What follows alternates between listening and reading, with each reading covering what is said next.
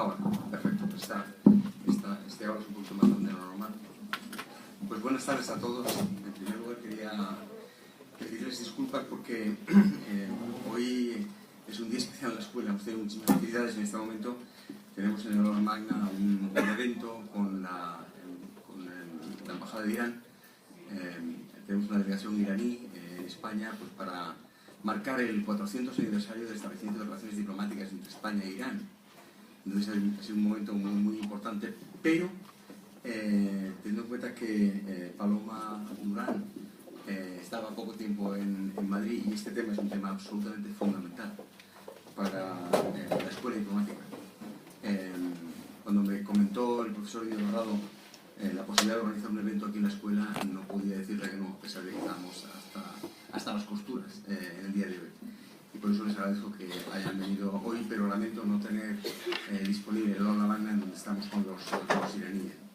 En todo caso, quiero decir que es un auténtico placer, un honor contar hoy con Paloma Durán, la presidenta del Fondo de los Objetivos de Desarrollo Sostenible de Naciones Unidas, y con dos profesores de la Escuela Diplomática, Castro Ortiz Barrado, que es catedrático internacional en la Universidad Rey Juan Carlos, y Carlos Fernández Llisa, que es catedrático internacional de la Universidad Carlos III.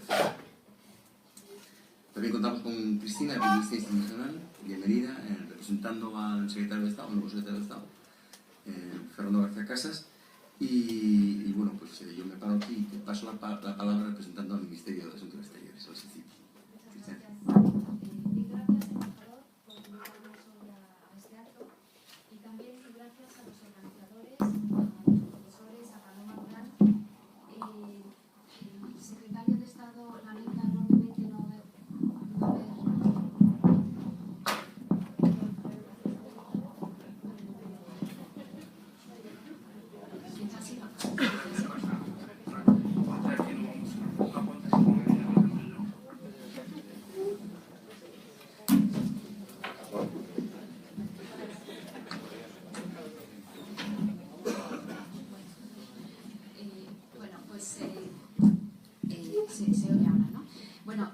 Embajador, muchísimas gracias por invitarnos esta tarde aquí y también muchísimas gracias a Paloma Durán y a los dos profesores por el evento y sobre todo por la obra que van a presentar. El secretario de Estado les saluda y lamenta enormemente no haber podido estar hoy aquí con ustedes, pero tiene una agenda muy complicada estos días y no ha podido estar, pero me pide que les transmita el agradecimiento por organizar este acto. Y el agradecimiento va por una serie de motivos muy específicos. En primer lugar, porque el acto tiene como elemento fundamental una de las prioridades del Gobierno de España y del Ministerio de Asuntos Exteriores en este momento, que es la implementación de la Agenda 2030. En segundo lugar, es un acto que involucra a un actor clave para la implementación de la Agenda, a nuestro modo de ver, que es la academia. Por otro lado, porque se hace con el copatrocinio del Fondo de los ODS, que es un fondo en el que España ha invertido mucho. No sé si saben que es el único fondo a nivel de Naciones Unidas que está actualmente en vigor y en funcionamiento para la implementación de los Objetivos de Desarrollo Sostenible, y que es un fondo que ha sido financiado con una contribución española y que es una continuación de la labor que hicimos en el Fondo de los ODMs. Por otro lado, porque creemos que este tipo de actos y este tipo de publicaciones son fundamentales para elaborar un elemento clave a la hora de implementar la Agenda 2030, que es la labor didáctica. La agenda fue muy complicada de negociar, es una agenda muy novedosa, muy amplia, en la que han participado muchísimos actores, pero sobre la cual existe un gran desconocimiento, porque es una agenda que involucra a todos y que obliga no solo a los países, o está destinada no solo a los países en desarrollo, sino también a los países desarrollados, es decir, que exige una implementación para todos los países, interna y externa. Y además que exige la participación de todos, no solamente de los gobiernos, sino también de actores nuevos en la cooperación, como puede ser el sector privado, fundaciones, la academia, etcétera. Por otro lado, me gustaría comentarles muy brevemente lo que estamos haciendo ahora en materia de Agenda 2030. Como les he dicho, una vez que se aprobó la agenda, que fue muy complicada de negociar, y en la que España estuvo activamente involucrada porque formamos parte de varios grupos de trabajo, entre ellos el Open Working Group, del que solo formaban parte 72 representantes. Bueno, pues tuvimos esta agenda tan amplia y ahora lo que tenemos que ver es cómo la implementamos. Lamentablemente hemos tenido una situación política que conocen ustedes muy bien, que no nos ha permitido avanzar durante un año casi, y ahora estamos inmersos en el establecimiento de una estructura institucional de carácter supraministerial, porque como les he dicho antes, el cumplimiento de la agenda no solo es de cara al exterior, no solo es viendo a los países en vías de desarrollo o los países que tienen más necesidades, sino también que tiene obligaciones que se pueden exigir al Gobierno de España.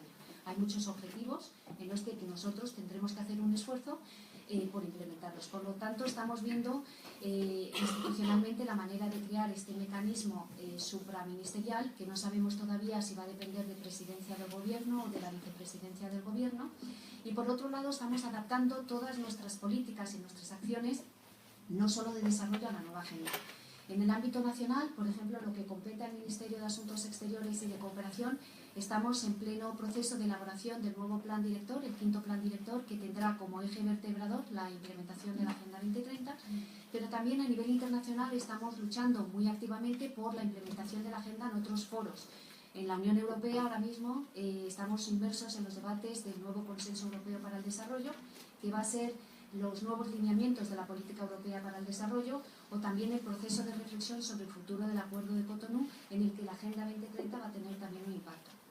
En Naciones Unidas participamos activamente en algunas discusiones. La última ha sido la resolución sobre el QCPR, que se llevó a cabo en el mes de diciembre. Bueno, entonces nada, simplemente agradecer de nuevo la oportunidad que nos han dado y animar al fondo y animar a la academia que siga siendo tan activa en estos ámbitos. Muchas gracias.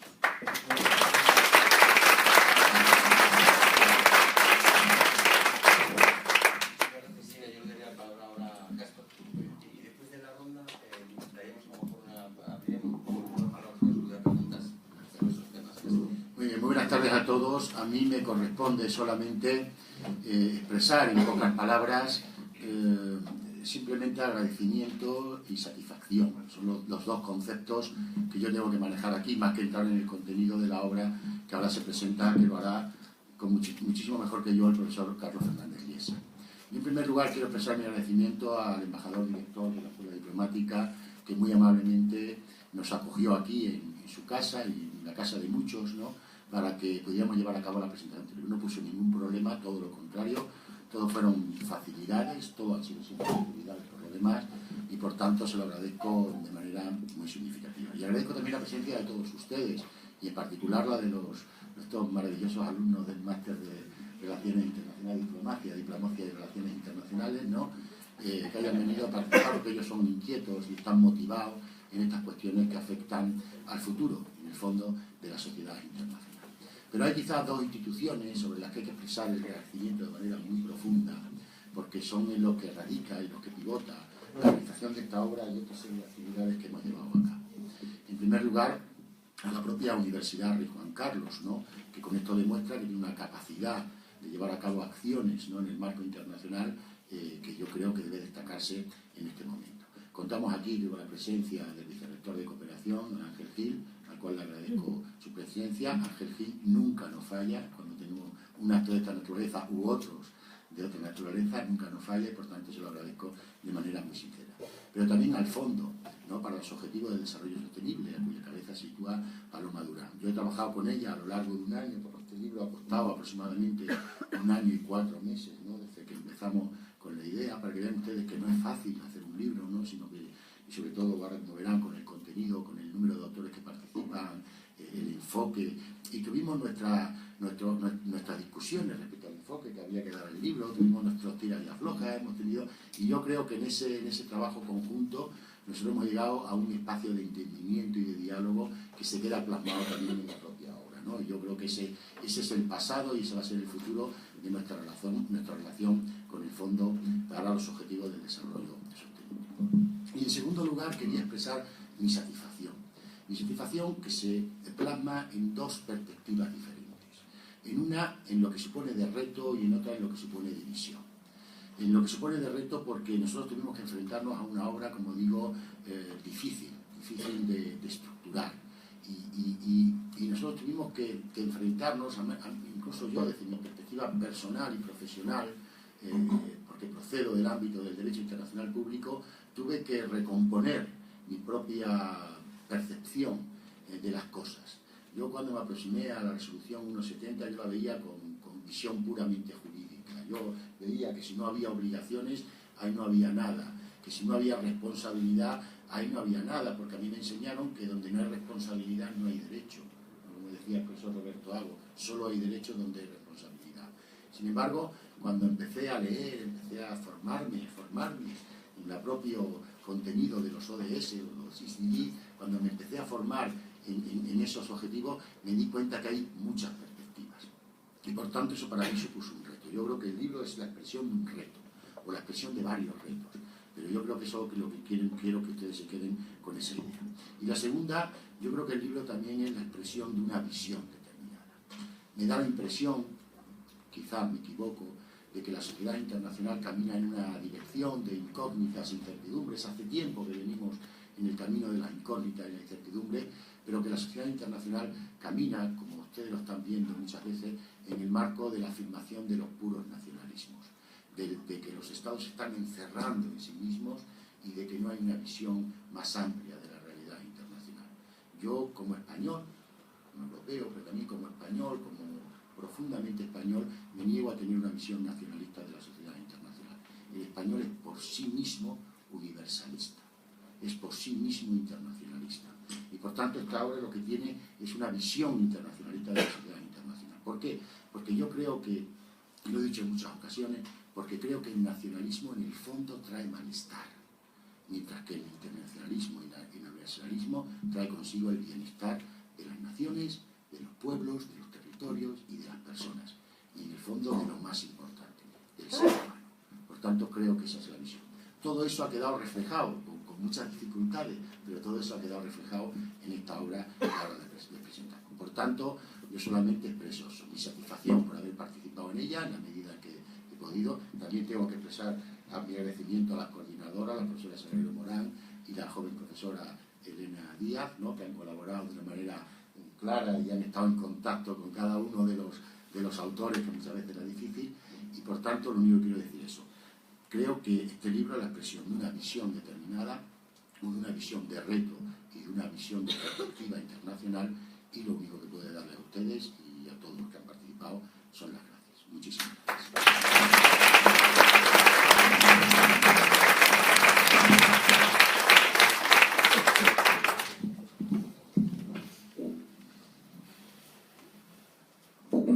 Bien, en primer lugar también sumarme a los agradecimientos tanto a la Escuela Diplomática y a su directora aquí que la representa, al señor Viguera, como a las Naciones Unidas y al Fondo de las Naciones Unidas para el Desarrollo Sostenible, representado aquí por su directora, por Paloma Durán. También agradecer a la Secretaría de Estado de Cooperación Internacional, a Fernando García Casas, que no ha podido asistir, pero que también nos ha mandado saludos, y a Cristina Pérez. Muchas gracias, y desde luego agradecer a todos ustedes pues por su presencia, tanto a los alumnos como a los profesores y a las otras personas que están aquí, algunos amigos, o bueno, todos amigos, algunos más conocidos que otros, pero que en todo caso pues os les doy las gracias por haber venido a esta presentación.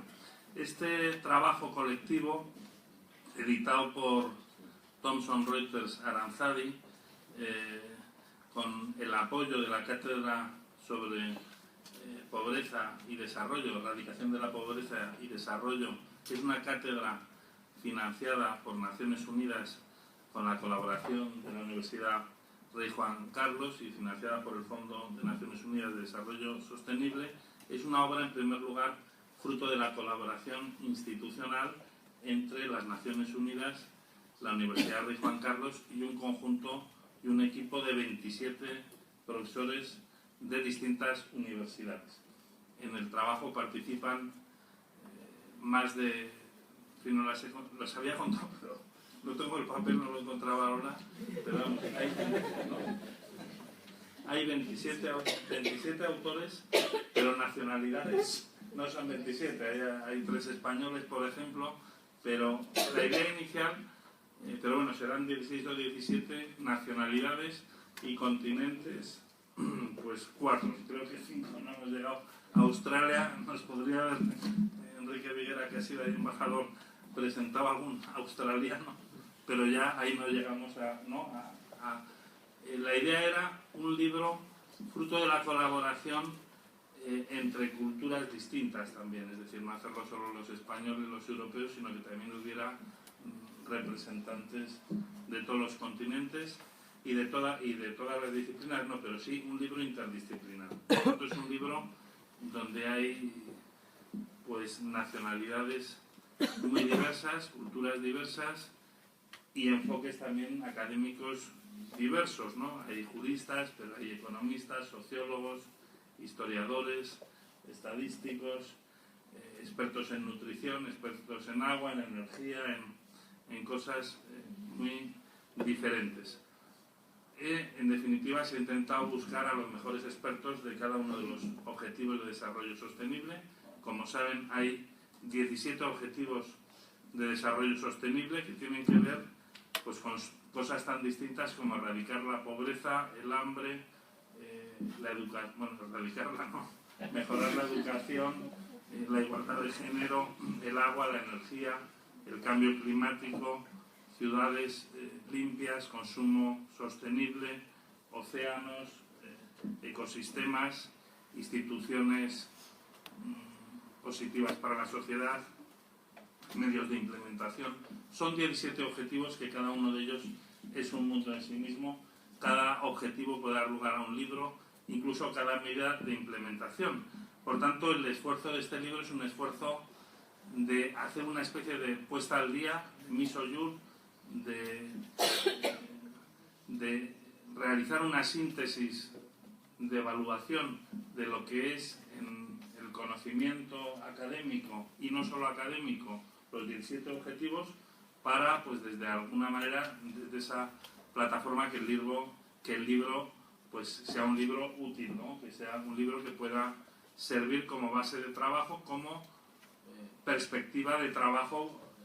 Hay trabajos muy buenos ya sobre, bueno, pero tampoco hay tantos, ¿no? Realmente tan buenos. Hay trabajos, algunos, pues, como los de Jeffrey Sachs, que están detrás de la hoja de ruta que se aprueba con los 17 objetivos, y luego hay trabajos muy buenos sobre todas estas materias, pero realmente el hacer un trabajo de síntesis, pues también es, yo creo, la principal aportación de esta obra colectiva, es decir, intentar en pocas páginas, bueno, no tan pocas, ¿no? Pues son casi 600 páginas, pero bueno, para lo que es el objeto del libro, pues tampoco es tanto, ¿no? Es decir, intentar en 600 páginas hacer una puesta al día de los objetivos, sintética, sucinta, condensadora y prospectiva, pues yo creo que es nuestro objetivo, y no sé si lo hemos logrado, son los lectores y los críticos de la obra, pues lo podrán, pero bueno, en todo caso es un intento que habrá que continuar, porque es un punto de partida, no un punto de llegada. Cada objetivo debe dar lugar a nuevos trabajos, a nuevas perspectivas. La idea también es hacer un trabajo que sea no muy teórico, teórico, pero también que sirva, ¿no? Que sirva desde un punto de vista práctico, que pueda servir para la acción, ¿no? Y luego también, de todos estos trabajos, hay un trabajo para cada objetivo, hecho en algunos casos por 5 o 6 especialistas, en otros por uno, pero hay muchos trabajos que ha habido verdaderos equipos de trabajo, y luego también hay unos trabajos más transversales, 4 trabajos, entre otros los que hemos hecho nosotros, que realizan un análisis de los objetivos en perspectiva, pudiéramos decir, caballera, en perspectiva un poco más general, ¿no? En todo caso, de la lectura de ese trabajo, yo creo que sí que se puede sacar punta a algunos temas. En primer lugar, la necesidad, que por lo demás pone de relieve Paloma Durán en su ponencia, de que para alcanzar estos objetivos es necesaria la colaboración público-privado que se dice ahora. Es decir, no son objetivos que puedan alcanzarse solo con los estados y con las técnicas jurídicas tradicionales, tratado de obligación a las que se refería el profesor Díaz Barrado, sino que es necesario también una implicación más allá de lo que es el legislativo, el ejecutivo y el judicial, de toda la sociedad, de las empresas privadas, y sobre todo esto es así en la globalización. Y también diría de los partidos políticos. Es un poco triste que los ODS no estén en el debate público, ¿no? Ni en España ni en general en otros sitios, y probablemente pues eso se debe a que la política muchas veces vive en el corto plazo y los ODS son algo que es a largo plazo, ¿no? Es decir, a medio término, a largo término, y desde luego hay que hacer todo lo posible para que también estos ODS de alguna manera se impliquen en la clase política de los países, porque si no tampoco se van a realizar. Por lo demás, los objetivos de desarrollo sostenible son casi revolucionarios, ¿no? Porque llegar a esos 17 objetivos, aunque sea en el 2030, la agenda del 2030, habrá que ampliarla, yo creo, y buscar otras fechas. Es una agenda un tanto utópica, lo cual no significa que no sea realizable, ¿no? Porque yo siempre digo o pienso que ha habido utopías del siglo XIX, por ejemplo, que haya las propias instituciones internacionales, ¿no? Las Naciones Unidas, pues también es una utopía kantiana, ¿no? Cuando Kant escribe La paz perpetua en 1795, luego el nombre de Sociedad de Naciones se lo copian a Kant, ¿no? Kant habla de Sociedad de Naciones y la Sociedad de las Naciones le copia ese nombre, y de alguna manera, por tanto, hay utopías que luego se encarnan en la realidad, ¿no? Claro, los ODS tienen un aspecto utópico de objetivo a alcanzar, pero con eso no quiero decir que sean irrealizables. Los ODS son realizables si se siguen los pasos normativos, políticos, financieros, etcétera, claro, lo cual es muy difícil, ¿no? Pues no es fácil, porque para realizarlos necesitas consensos a nivel internacional, lo cual pues no hay que explicar hoy en día, que tampoco es muy fácil. Necesitas voluntad política, pero necesitas también recursos, ¿no? Para cada uno de esos objetivos, y necesitas pues hacer medidas muy complejas o tomar decisiones que exigen medidas muy variadas y muy complejas, ¿no? Por otro lado, también necesitaría la comunidad internacional una forma de gobernanza de esos ODS nueva. Es decir, con las instituciones actuales es muy difícil, ¿no? Implementar. Es decir, se requiere un desarrollo institucional de la propia comunidad internacional, de las Naciones Unidas, pero esto se requiere para estos objetivos y en general pues para otros muchos, ¿no? También otro elemento que creo, y con esto iré finalizando mi intervención para no cansarles, creo que los ODS han cambiado también la noción del desarrollo, ¿eh? La noción, se habla ahora de desarrollo sostenible, pero no solo ya como algo de medio ambiente, es decir, el desarrollo antiguamente se veía en términos de Producto Interior Bruto, luego se veía en términos de Índice de Desarrollo Humano, ¿no? El PNUD, Programa de Naciones Unidas de Desarrollo Humano.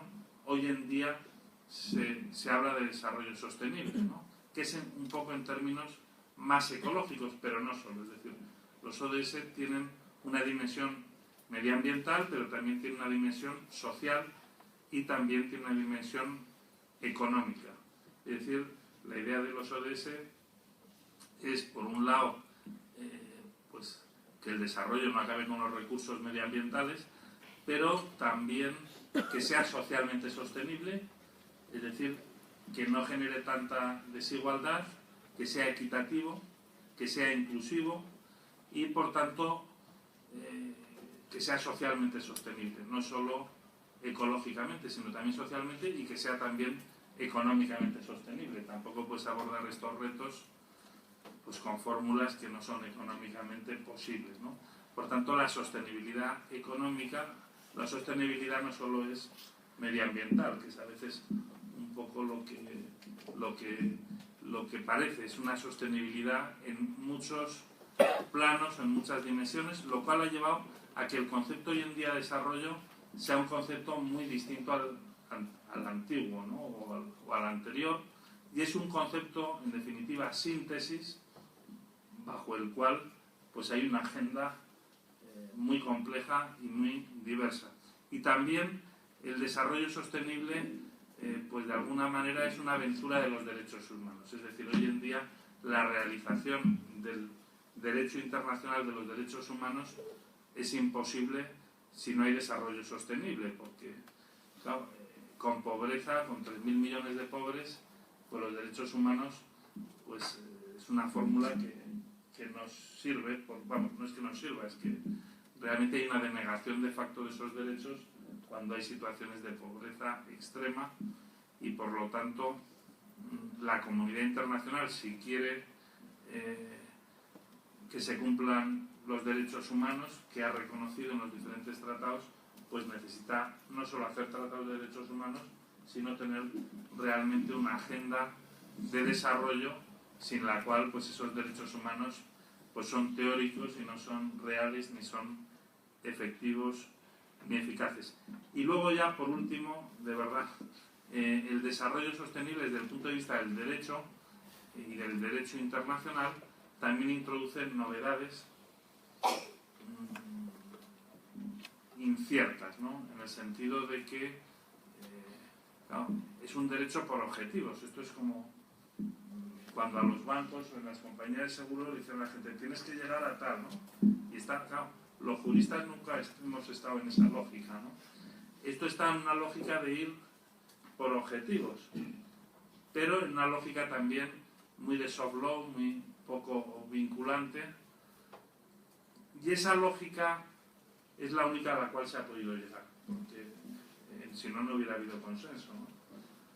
Eso es así, es un condicionante de la realidad internacional, pero también porque es verdad que a lo mejor la técnica del derecho para una cosa tan compleja es que tampoco es posible regularlo todo, ¿no? Es decir, regular objetivo a objetivo mediante normas jurídicas, que eso es inabordable, ¿no? También desde la perspectiva jurídica. Bien, pues yo ya doy por terminada mi intervención. Muchas gracias.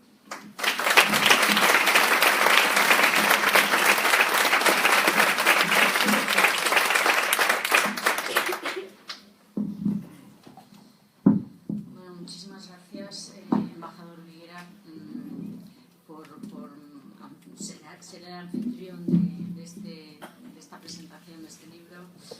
Muchísimas gracias, Cristina Pérez, en nombre del secretario de Estado. Y bueno, y muchísimas gracias a Castor y a Carlos, que eso es un mensaje para que volvamos a empezar.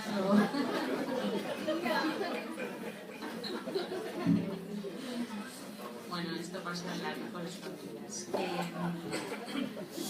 Fundamentalmente lo que estaba diciendo, aunque el teléfono no se había percatado, es que muchísimas gracias a todas las personas que están aquí en el panel por haber querido compartir la presentación de este libro esta tarde, y a todas las personas que se encuentran aquí presentes.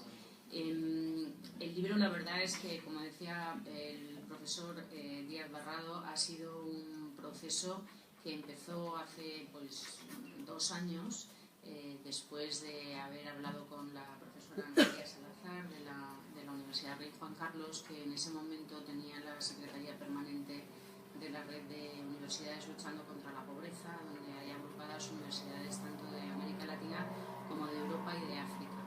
Y en ese sentido pensamos que, como se sabe, la nueva Agenda de Desarrollo integra muchas novedades, si se puede hablar así, ¿verdad?, para quienes a lo mejor hemos trabajado durante algún tiempo previamente en los temas de desarrollo con una visión, si se quiere, más tradicional.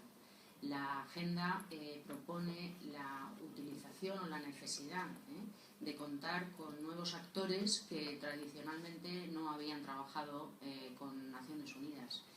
No solamente fundamentalmente porque Naciones Unidas, por definición, es un organismo intergubernamental y, por tanto, quien tiene el protagonismo son los Estados miembros, sino fundamentalmente porque la agenda se plantea con muchos retos que no son responsabilidad exclusiva de los Estados miembros, sino que son responsabilidad de toda la sociedad, porque al final los objetivos de desarrollo sostenible, la finalidad que persiguen es la erradicación de la pobreza en todo el mundo, y eso es un objetivo que obviamente requiere y reclama responsabilidad de todos los actores sociales, por supuestísimo de los Estados miembros y de los gobiernos en cada lugar, pero también, por supuesto, del sector privado, de la academia, de la sociedad civil, de la filantropía, de las fundaciones, etcétera, etcétera, etcétera. Entonces, en ese sentido, la cátedra se planteó un poco con la idea de, desde el fondo para los Objetivos de Desarrollo Sostenible, con la idea de ver de qué manera la academia podía colaborar para la implementación de los nuevos objetivos, ¿no?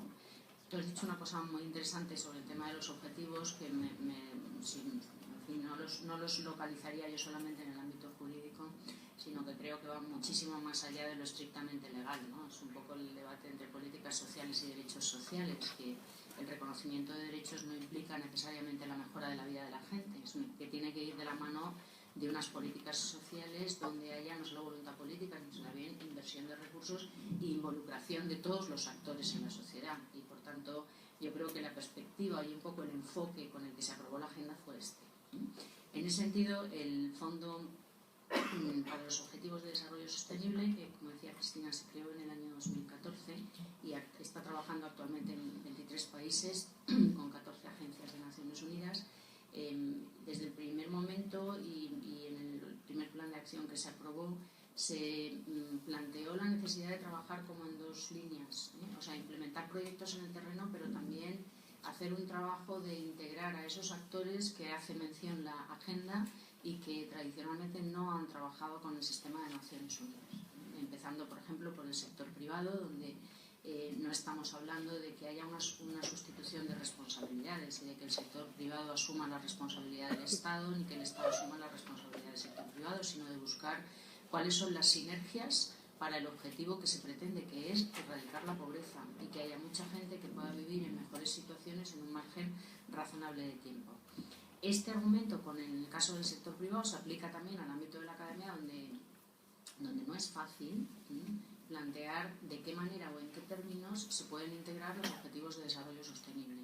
Y un poco con la idea de ver de qué manera la investigación, la enseñanza, la formación pueden ser entornos y áreas donde se integren esos objetivos de desarrollo sostenible. Con esa idea en la cabeza fue con la que se creó la Cátedra de Desarrollo, que, como decía antes, se creó de la mano de la Network de Universidades para Luchar contra la Pobreza, que, como decía, es una network, una red de universidades de todo el mundo.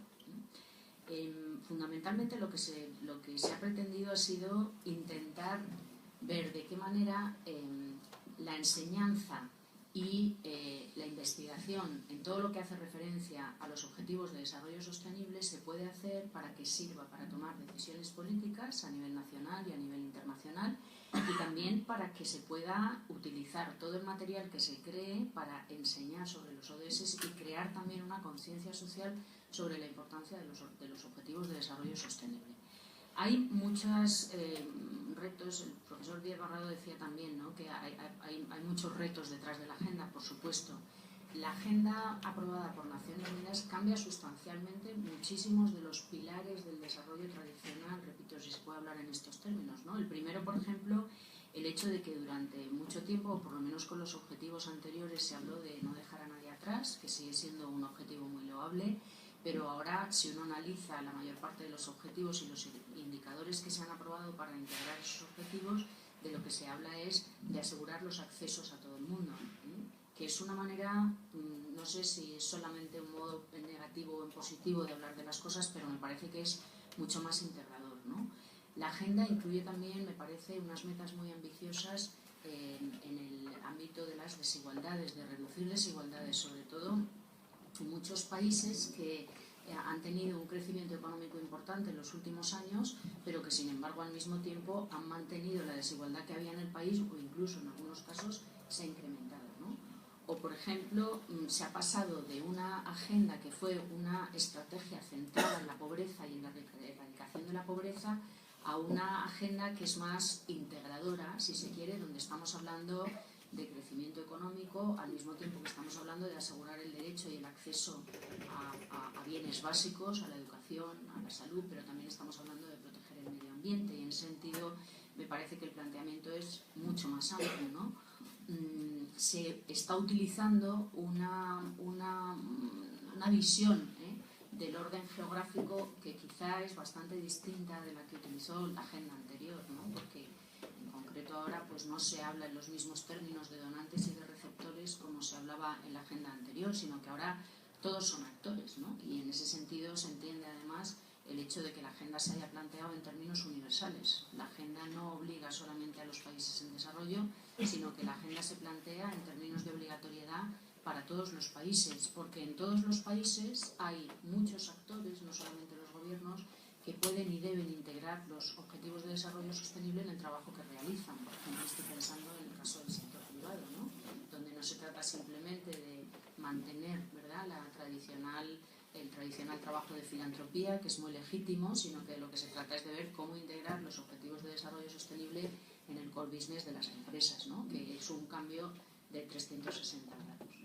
Con todo esto lo que quiero decir es que traducir todo esto al ámbito académico y poder promover investigación y enseñanza en estos temas, pues no es fácil, entre otras cosas porque es muy innovador y porque la Casa de Naciones Unidas no hay una tradición de haber trabajado en estos temas, ¿no? En estos temas con este enfoque. Entonces yo creo que en ese sentido la publicación que se presenta me parece que tiene mucho valor añadido. Me parece que es una de las poquísimas publicaciones que hay que ofrecen un balance integrador de los 17 objetivos. Hay ahora mismo muchísimos materiales centrados en objetivos específicos, pero hasta donde yo sé no hay muchísimas obras que estén dando esta visión integral, en la que además se ha querido contar con profesores de todos los lugares geográficos, o por lo menos de las regiones de Naciones Unidas y de diferentes áreas, ¿no? Lo cual ha sido un proceso, ¿verdad?, vamos a decir intenso y completo, muy completo, pero al final me parece que el resultado es más que positivo, sinceramente. Además de esto, me parece que el hecho de involucrar a la universidad y a las universidades creo que es también importante, porque desde la cátedra lo que se está planteando no es solamente hacer publicaciones, sino que el contenido de estas publicaciones se pueda transmitir a través de los MOOCs que estamos haciendo ahora mismo con UNITAR, que es la entidad que dentro de Naciones Unidas es la responsable de todos los temas de formación, especialmente para las personas de los servicios diplomáticos que trabajan en Naciones Unidas, pero me parece que es una buena manera también de difundir lo que se ha hecho. Y por parte del fondo también ha habido de todas maneras intentos, ¿verdad?, de transmitir esto en debates integrando a personas de diferentes sectores a través del Instituto Cervantes en Nueva York, donde además se han hecho públicos a través de la web también de la Universidad de Rey Juan Carlos, a través de la web, para que pudiera acceder quien quiera, ¿no? De manera que el debate a mí me parece que siempre enriquece, pero si además de que el debate siempre enriquece, se puede contar con actores que trabajan en diferentes sectores, pienso que la visión que se puede dar siempre suma, que es de lo que se trata, ¿no? Me parece, y es con estos temas, no tanto de restar y de tener una visión estrictamente crítica de las cosas, sino de tener una actitud positiva, sobre todo cuando de lo que estamos hablando es, y me parece que esto no se nos puede olvidar, del fin para el que uno trabaja cuando se dedica a estos ámbitos, que es la erradicación de la pobreza y la mejora de la vida de las personas en los lugares donde sea necesario, ¿no? Entonces, en ese sentido, pues me parece que es un motivo, la verdad, de satisfacción y también me alegra muchísimo poder estar presente para reiterar mi agradecimiento público, especialmente a los profesores Castor Díaz Barrado y a Carlos Fernández Piesa, que la verdad es que han hecho un trabajo en el que han tenido mucha paciencia con todas las indicaciones de Naciones Unidas y con los formatos y con la representación, etcétera, etcétera. Y en ese sentido, por tanto, pues yo creo que, como Susana Tamaro, ¿no?, lo mejor está por llegar. Muchas gracias.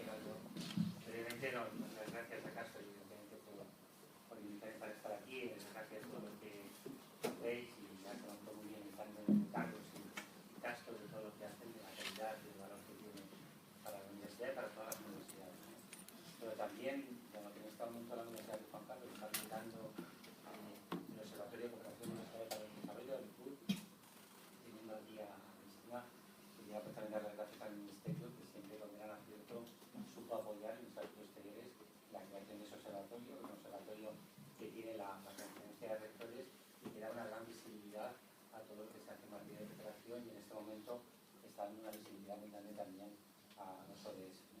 No en vano, en breve, a finales de marzo, habrá el Congreso de Cooperación Universitaria de todas las universidades españolas, que será en la Autónoma y que lo coordina la Pluma, en los cuales el grupo está dando la conferencia de clausura, ¿no? Creo que es una forma de lo que tú planteabas, como las universidades, en el sentido más amplio de la palabra, estamos participando y llevando los ODS a todo nuestro colectivo, ¿no? De estudiantes y de profesores, en gran medida gracias a como públicamente lo queríamos expresar, y lo haré con mucho cariño, ya lo sabéis, y lo utilizaré desde el punto de vista docente, aunque soy del ámbito de la medicina, pero también los ODS siempre han tocado cuando hablamos de pobreza. Recientemente salió un artículo de cómo la pobreza está muy íntimamente relacionada con la mortalidad en nuestro país, ¿no? Es otra cosa que nos manejan los ODS, y lo han dicho todos, ¿no?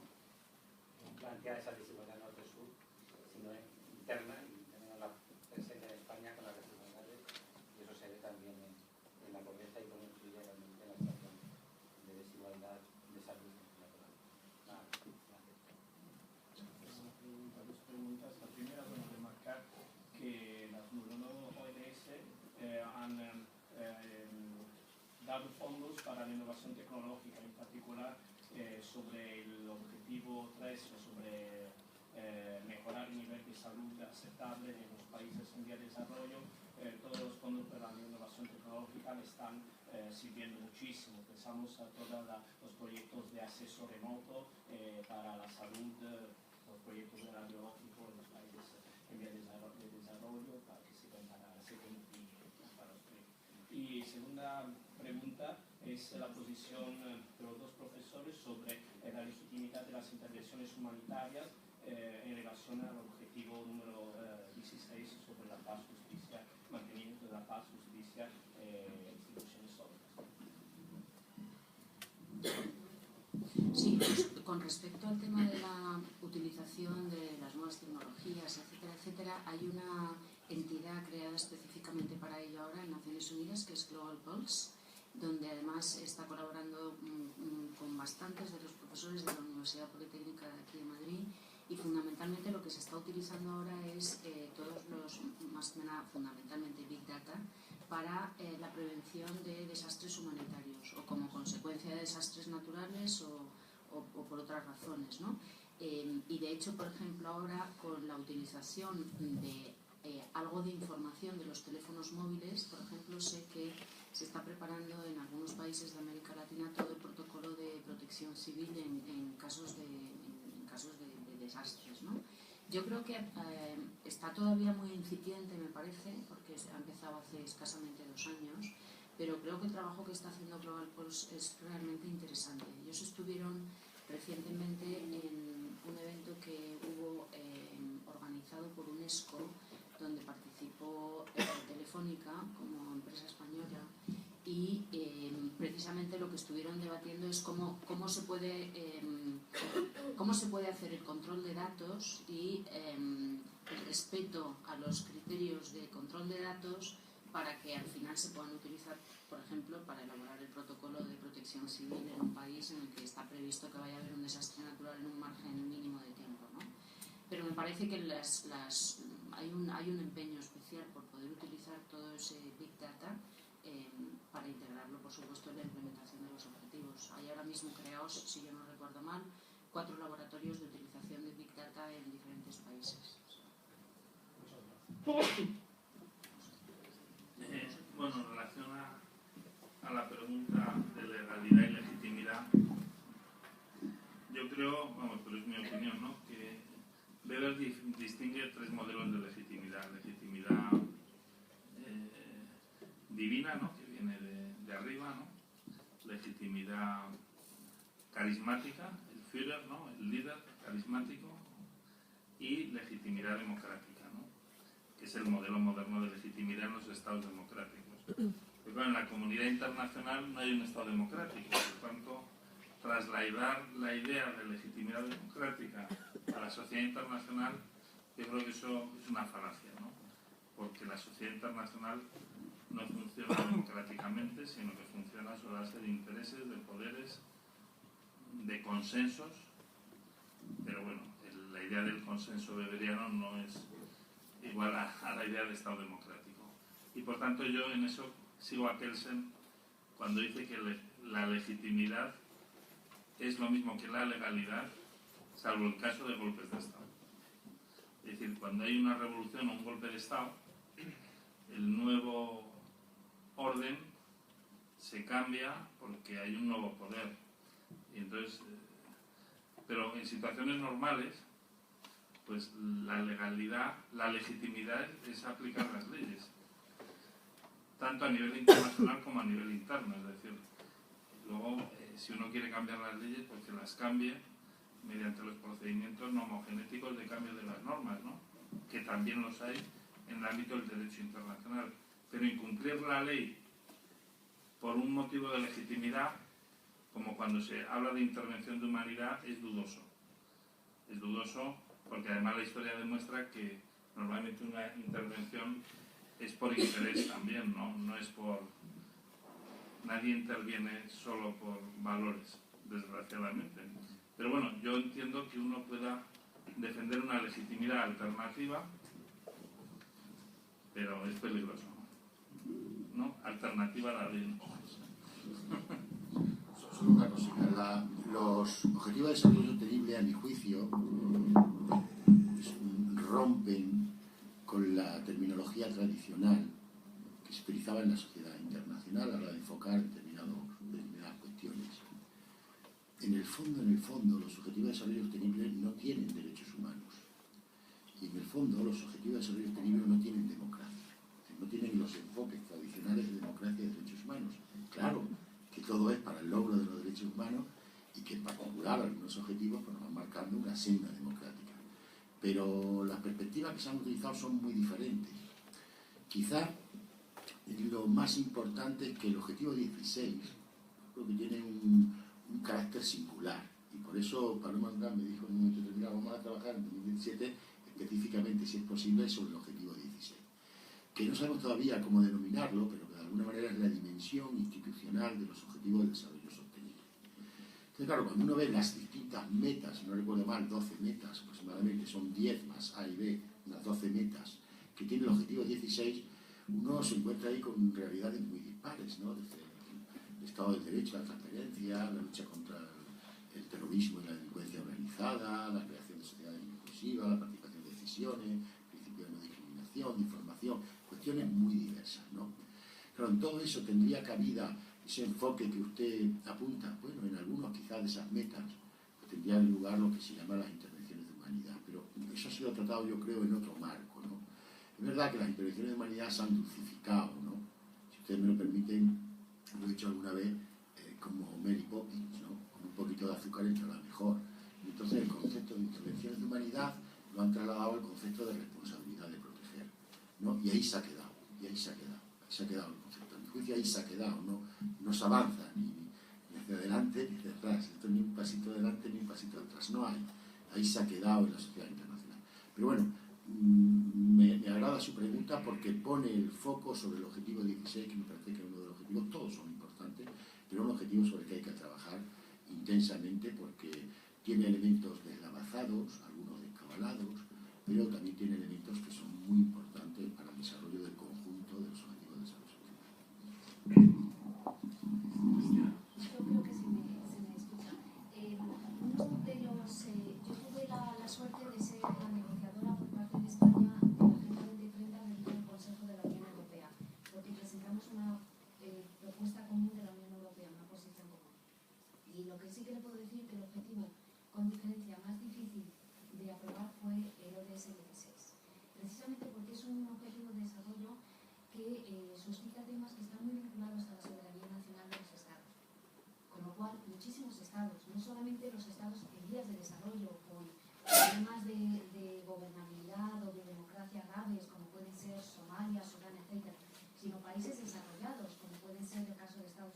Rusia, etcétera, tuvieron ciertas reticencias a aprobar este objetivo de desarrollo sostenible, precisamente porque consideraban que tocaba temas que eran propios de su soberanía nacional y que tenían que ser, si acaso, discutidos en un entorno que sería el Consejo de Seguridad, donde saben que funciona la regla de la unanimidad, y no en la Asamblea General de Naciones Unidas, donde no funciona esa regla, ¿no? Entonces, este el objetivo de desarrollo sostenible número 16, además de ser quizá el elemento más novedoso de la Agenda 2030, es también el mayor éxito de la Agenda, uno de los mayores éxitos de la Agenda. En cuanto al tema humanitario, es que es un tema muy complicado. Es un tema muy complicado donde no se han respetado las reglas de juego. Los principios humanitarios son unos principios sacrosantos, de manera que siempre se ha intentado mantener una neutralidad de acciones para que eso no tenga un efecto negativo en la seguridad. ¿Por qué efecto negativo? Porque, por ejemplo, la crisis siria ha puesto de manifiesto enormes violaciones del derecho humanitario, violaciones que se traducen en dificultades del acceso. Si no se puede proveer asistencia humanitaria, pues se apaga la luz. Pero por otro lado, si se atacan los hospitales donde se está tratando a heridos, apaga la luz. En este sentido, la Agenda 2030 es una agenda muy novedosa, pero también es una agenda que se va a solidificar o se va a consolidar a lo largo del tiempo, con lo cual estamos en un proceso muy incipiente y se están haciendo avances. Yo solamente querría recordar también que no sé si saben que hace poco España ha estado como miembro del Consejo de Seguridad de Naciones Unidas y precisamente durante la presidencia de nuestra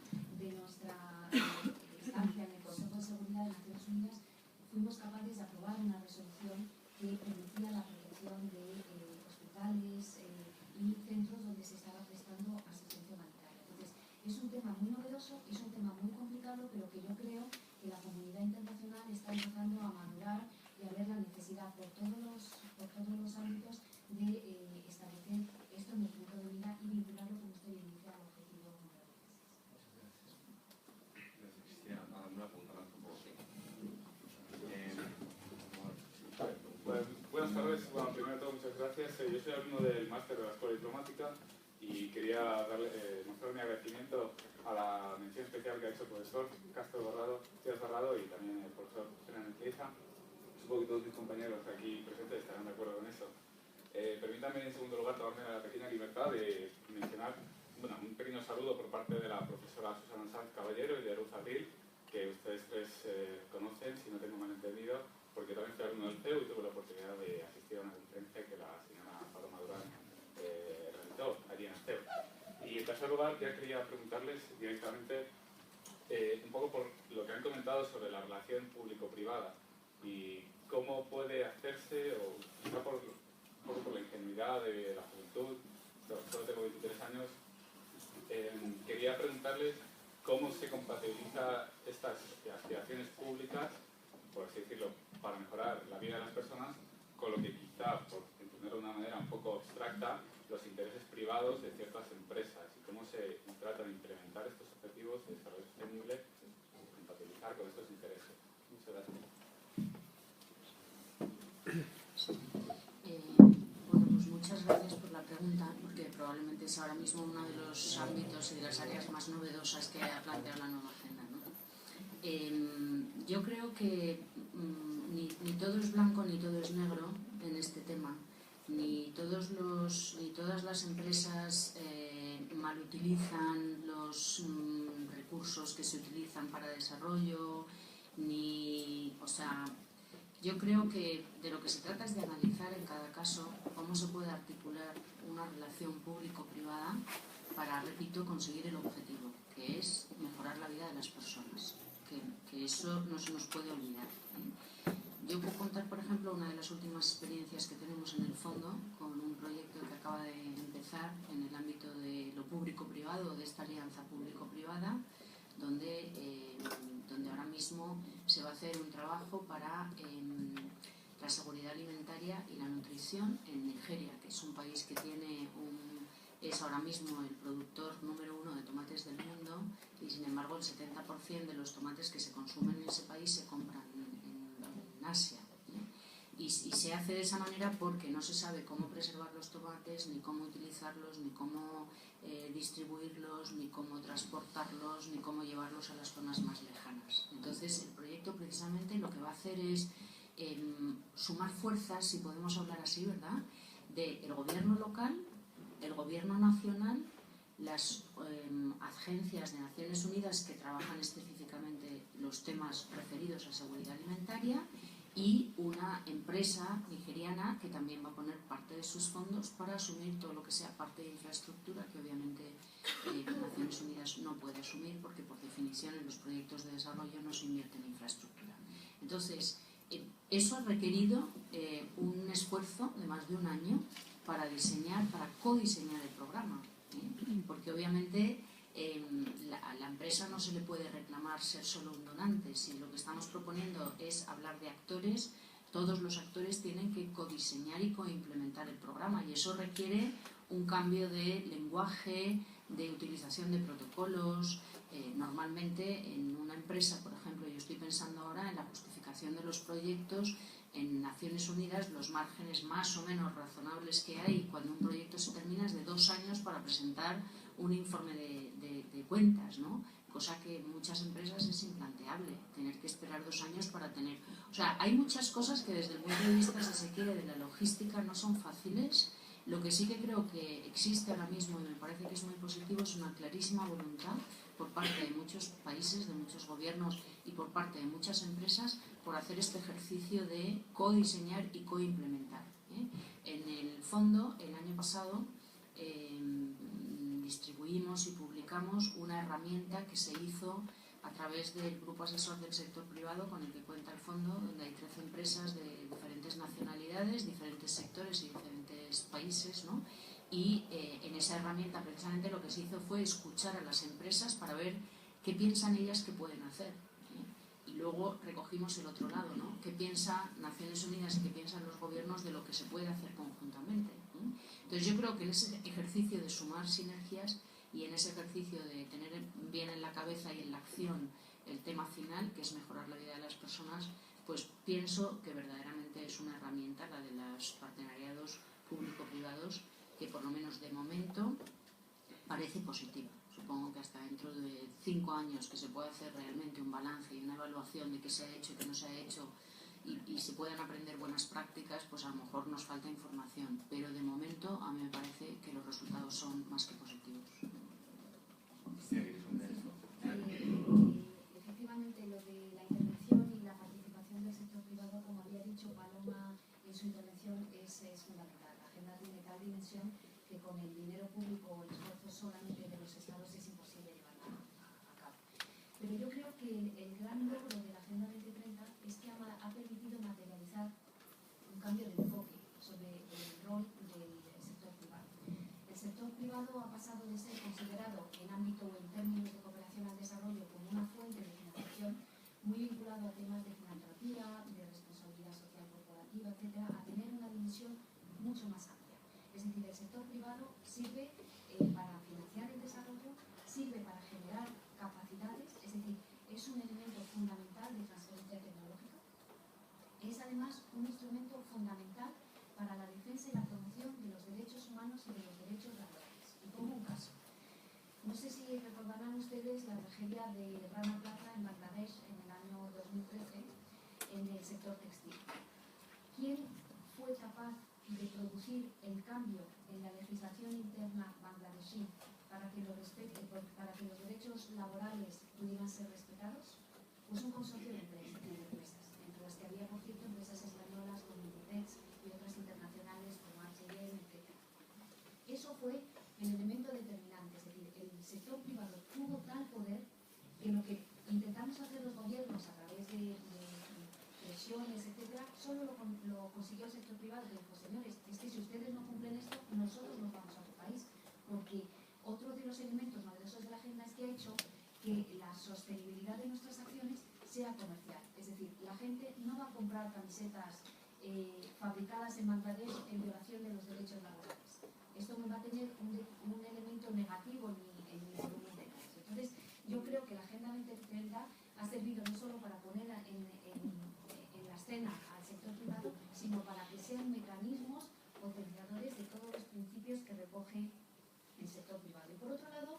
también hemos cambiado todos de actitud. Yo recuerdo yo he estado 5 años destinada en Bruselas llevando temas de desarrollo, pues hace 4 años prácticamente era pecado mortal hablar del sector privado dentro del ámbito de la cooperación al desarrollo. Realmente teníamos enormes polémicas con la sociedad civil que era muy contraria a que los fondos públicos de cooperación al desarrollo sirvieran para fomentar el negocio del sector privado. Esto ha cambiado totalmente. La sociedad civil, las organizaciones no gubernamentales están colaborando con el sector privado y están presentando proyectos conjuntamente con el sector privado en diferentes licitaciones internacionales, en la Unión Europea, en fondos de Naciones Unidas, etc. Pero por otro lado, también nosotros hemos sabido ver, los gobiernos, la potencialidad que nos ofrece el sector privado.